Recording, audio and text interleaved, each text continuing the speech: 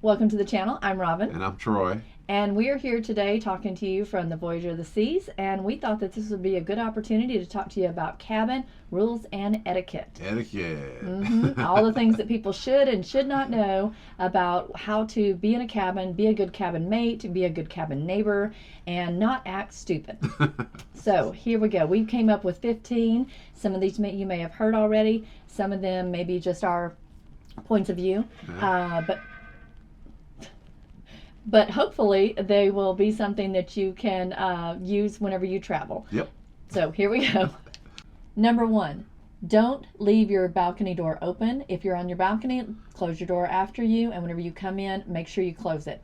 The reason why is that the air conditioning in the cabin will escape out, and if the door gets open to the front of your cabin at the same time that your balcony is open, you will create a wind tunnel. Now, this is not something you want to experience. It's not pretty. I think to everybody at some point it's going to happen just because, accidents happen, but try to be very diligent about keeping your balcony door closed whenever you're wanting to walk in and out. Just close it behind you no matter where you're at. And number 2, we're going to start quickly with number 2. That's not to throw anything over off the ship. It's just common sense. It's not smart, and it's unsafe for the ocean or environment. You got other folks living in the ocean, little fish and everything, so don't do that. That's right. Number 3, don't smoke or vape. Anything legal or illegal on your balcony or in your cabin. A few reasons. 1, it is a fire hazard. You don't want to cause any kind of issues. The wind can put ashes out and you could cause a fire. 2, nobody wants to smell that. At least the people that are not smoking it don't want to smell it. And in addition to that, you could be out there smoking and you could have an issue with, again, things going over. You just don't want to have that kind of issue. There are smoking sections on each one of the ships. Typically there's 2 or 3 of them depending on the size of the ship.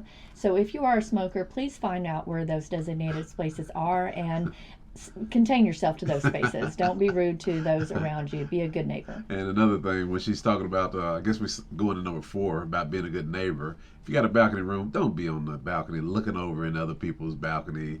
You might see something you don't want to see. They might not want you looking over at their balcony. So just be courteous. Don't look into other people's balcony out on the balcony. Right, that is definitely it. Now, if you happen to be looking over at the water, just trying to get a better view, obviously you can kind of see into the balconies underneath you. It's not like you're trying to see the fish or the dolphins or whatever. We understand that happens, and if you've got somebody staying in an adjoining cabin next to you, you might be able to ask your room steward to open up the balconies if it has that ability. Some of them are on a hinge and they can open up to the balcony next to you in case you want to share that balcony with your friends or family, and that's okay. But yeah, if you don't know the people, don't be sticking your head around there. That's rude. Kind of goes into the next one. That is, don't be sitting out on the balcony. And when I say sit out on the balcony, on the ledge. Don't be out sitting on the ledge. You hear crazy stories sometimes about somebody having fallen off into the taking ocean, a selfie, messing up the fish, and you're gonna mess up your cruise. You're gonna be having a bad day if something happens and you're crazy enough to fall off the balcony. Well, and it's not just falling off; it's possible death. Right. I mean, because if Almost you get into death. that ocean, they may or may not find you. It has to stop everything, and that's if your balcony is over the ocean. And while we're talking about balcony still, number 6 is going to be basically don't leave anything unattended out on the balcony. Don't leave anything out on your table, whether it's cups, plates, anything that could fly over the side, or Books. just kind of books, anything that doesn't belong out there. Don't leave it out on the balcony unattended. Towels and your swimsuit. Swimsuit, I all think a that lot good of people try to hang their swimsuit or the shirts or whatever out on the balcony to dry, and that's just not good because the wind's going to blow. I mean, even if you're sitting at port, sometimes the ports are really, really windy, and there goes your stuff. So number 7 actually comes along because of something that happened earlier this year with somebody dragging their bed out to the balcony to lay on. Some people were for it, said it was really smart, ingenious, and other people were like, ooh, that's gross. I'm on the ooh, that's gross kind of logic.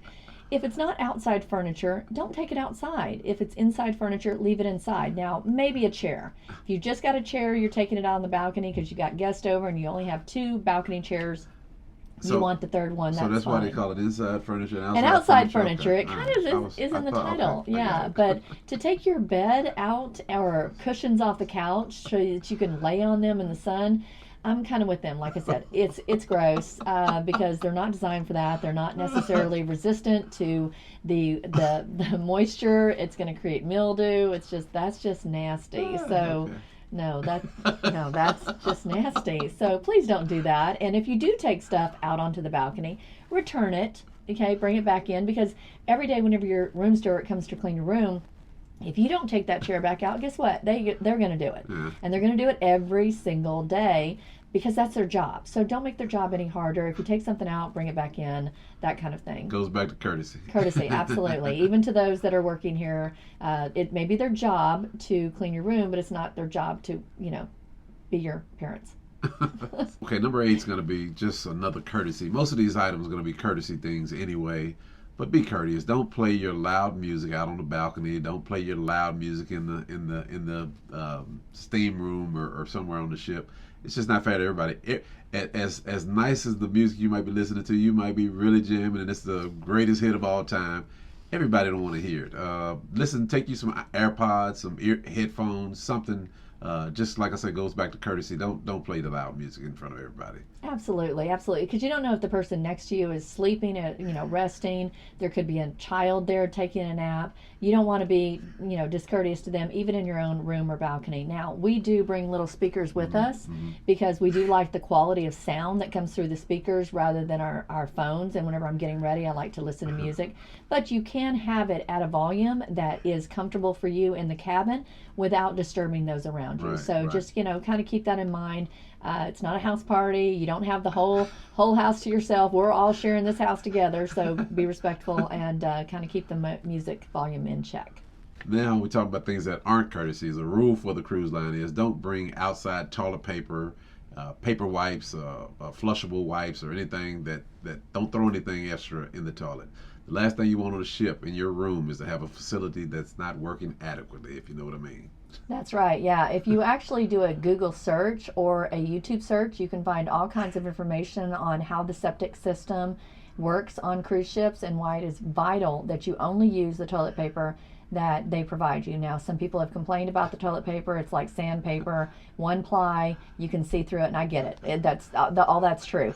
But it's because their septic system, or their version of a septic system, is designed for that. It's just like if you've ever grown up in the country on a tank septic system, because I did, there was a lot of stuff you didn't put down that thing. Otherwise, your parents were going to yell and scream at you whenever they had to call out the septic guy to drain that tank. That's just not a conversation you want to have. Anything that you bring outside of their toilet paper that is provided to you, if you do bring anything, it needs to go into the trash, which means into the trash can, which means keep that in mind. So just, you're on the cruise for just a few days or a couple weeks, just deal with the sandpaper on your, you'll be fine. You'll be fine. It ain't that bad. It's not that bad. Yeah. So. Okay, next thing, number 11, I believe we are at. I don't know if we're on 11 or not. Okay. I'll put the numbers up as we go along. Okay, the next thing on the list is keep your room tidy. It's just a common sense thing. Keep your room tidy, keep it clean. It's not a lot to ask. No, it really isn't. Your room steward, whenever they come in, just like we were talking before about moving the furniture around, whenever they come in, they're really coming in to clean the room, not to pick up after you. So it makes their job so much harder if your stuff is everywhere. I understand it's a small little room. We're actually in an interior room. But at the same time, we're two people in an interior room and we can make it work for that short period of time. Just be kind of neat, kind of tidy, put things up, and just make it a little bit easier for the job. I think that's definitely very courteous to your room steward. Definitely. Speaking of your room steward, that goes into the next thing that you need to know, which I guess is 12. I don't even know if our numbers are right at this point. I'll throw them up there.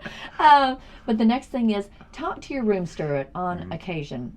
Whenever you first get there, it's really good to talk to your room steward to see if there's anything special that you would like for them to do for you, whether it's to bring you daily ice. He really likes all of his drinks cold, so he always likes the ice. And, they'll do little things for you, whether they need to put your beds together, split them apart, just whatever. If you have medical needs, if you have medicine that needs a refrigerator, they actually have these little tiny cool refrigerators, because the ones in the room really don't keep things that cold. It's more of an insulator than a refrigerator.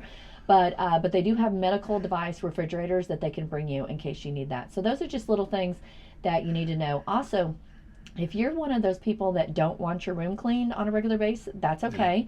They don't have to clean it, but you do need to let them know every now and again you're alive. So if they don't see you, or if you are in there all the time, they may get a little concerned, because people do die on cruise ships. Things happen, heart attacks happen. Yeah, so part of what they do is not just checking in on you and making sure that you're having a good time, but making sure that you're still alive and having a good time. So make sure to check in with your room steward on occasion, and just let them know that you appreciate them. Okay, the next thing on the list is going to be another courtesy. Well, it's actually something you probably should do. Cut your lights off when you leave the room. Unplug anything that you might have plugged up to one of the outlets. Just cut them off. Cut the lights off. Take the plugs out of the wall sockets. Yeah, if you're charging something in that moment, it needs to be charged. That's one thing. But if you're not charging anything, if you don't have to have it plugged in, it is better to unplug it. It's less drain on the system, and the lights being off again is less drain on the system. So we're kind of on this floating city here, so you want to conserve as much power as possible. So that's just something nice. Next on our list is going to be, don't slam doors and make a lot of noise at night going down the hallway. It's just some people are trying to sleep and enjoy their time, and you hollering and screaming in the hallway, stumbling down the hallway drunk, or you got teenagers or something that are running up and down the hallways. It just seems like they're 500-pounder bouncing on the floors. Just courtesy. It's another courtesy thing. No drunks, no screaming teenagers down the hallway. Yes, definitely, definitely. And on the last note is the hallway situation. So a couple things. Don't leave things in the hallway that don't need to be there. Now, some people have to leave their baby carriages or whatever out there because maybe you got 4 people in your cabin. And some people have actually started complaining enough that some of the cruise lines have started cracking down and saying that you can't leave those things out there. If you have space in your cabin, because the baby strollers usually fold up, or if your medical device system, Yurts, what do they call Larks is one of the manufacturers. Anyways, one of those little motorized things. If you have room in there and you can safely put it in there and maneuver, please do so, because it does open up the hallway for other people too. So the teenagers get down come there. running screaming down the hallway. Exactly, so they don't run into those things. But we just want to make sure that everybody's safe, and so having those all down the hall, it does make it a little bit more difficult for people. And you just want to make sure that you are respectful of other people's space in those tiny hallways, which is the last. Most of the things on the list are courtesy things, but a lot of them are rules too. So just use common sense and the rules of courtesy. Yeah, we'll go with that. But and lastly, so another thing about the hallway and courtesy is when you're walking down the hallway, at least here in the States. So we drive on the right side, and I say all this for anybody that doesn't come from the States. We drive on the right side. So it's natural whenever you're walking down a hallway to move over to the right. Slower traffic, keep right. Right, so that people can move around you, or passing traffic in the other direction can have their right. You're right, they're right, you pass just like cars do. It's a simple thing, but some people have some difficulty with it. You don't necessarily need to walk down the middle of the hallway every time. And if you are walking down the middle of the hallway, be aware that somebody could be coming up behind you or in front of you. Move over. It's just a courteous thing to do. If there's an obstruction in your hallway, such as a pillar or one of those things in the hallway, such as a baby stroller or whatever, if it's on your side, just like a car, you pull over, let the other person pass by you that's going in the opposite direction, and then you go around. And I don't feel like those should be hard things, but people screw that up a lot. And the last thing is respect your elders and those that are handicapped in any way, shape, or form. If they have mobility issues, whether it's a cane or they just move slow, yes, it may not be your pace. I get it. But slow down. Everybody's here to enjoy themselves. Honor your elders and those that don't move as well as you do. Give them space to do what they need to do. Let them pass. Pull over if you need to. It's just common courtesy, and I feel like that in the States, we oftentimes don't do that as much. Whenever you go over to other countries, especially over in Europe, they really honor their elders, I feel like, a little bit better. Because remember, they used to be us, and if you're lucky, we will be them. Respect them like your grandmother. Treat them like your grandmother that either you love that you liked, or that you're afraid of. Either one. Totally, treat them with respect. So anyway, that should have been 15. We kind of lost count at some point, but I don't know. I'll throw up numbers in the editing. It'll be fine. We're actually 5:01. We're going off to eat because we're old people and we eat early now. So anyways, thank you so much for listening. If you made to the end, please like and subscribe, comment. We don't care. Do something. Make the YouTube gods happy for us. We really appreciate it. And I'll probably throw some bloopers like that at the end of this. Because we got bloopers all the time. I don't know. I feel like sometimes we just roll right through them. But that's just us. We're just that way. Anyways, take care and have a great day. Bye. Number 1. Already started laughing. Go ahead. What are you about to do? We have somebody photo bombing our thing. Hey man, get out the video. Get out of here. Dude, we got to be at dinner in like 30 minutes. Yeah. So I don't know how far in this video we're gonna finish this. Okay, well, you just said something nasty, and now I got to bleep that out. Okay, well, do what you gotta. Oh, you gotta record. So yeah. Oh, I guess I should get the next one. Yeah. Okay. I didn't. Okay. Testing 1, 2, 3. Next number. Oh. What number are we at? Pause. She chuckling at. Look at the camera.